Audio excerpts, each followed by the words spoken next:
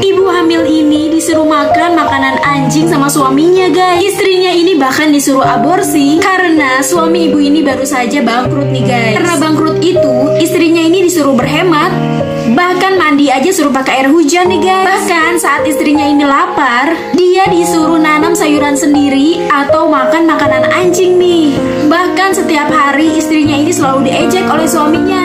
Katanya semenjak dia hamil, dia udah gak cantik lagi seperti dulu. Suaminya ini pun memberi contoh nih wanita yang diingini setiap lelaki, wanita cantik yang seperti ada di billboard itu.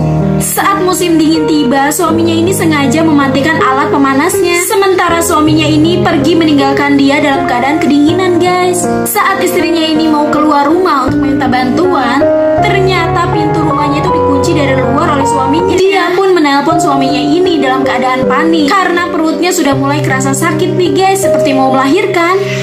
Suaminya ini malah bilang dia nggak punya biaya atau asuransi untuk melahirkan istrinya itu. Jadi istrinya itu disuruh melahirkan di rumah sendirian. Gak sengaja nih si ibu ini melihat laptop suaminya yang ketinggalan. Dia pun membaca pesan masuk yang ada di laptop itu guys. Ternyata itu adalah pesan singkat dari selingkuhan suaminya. Di sana dia melihat suaminya itu berfoto dengan seorang wanita di sebuah restoran dan memberikan wanita itu sebuah berlian guys.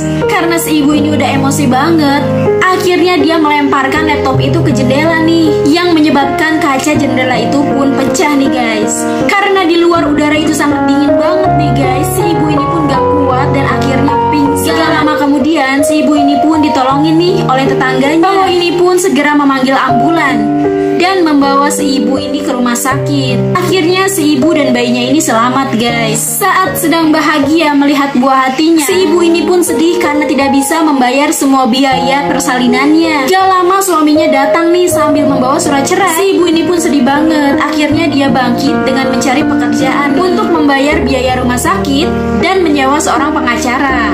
Tiba-tiba tetangga yang menolongnya kemarin datang menghampirinya dan dia bersedia membantu si ibu itu untuk membayar biaya semua rumah sakit. Ternyata tetangganya ini juga seorang pengacara. Dan akhirnya di pengadilan si ibu ini pun menang. Dia mendapatkan kembali semua harta dan rumahnya.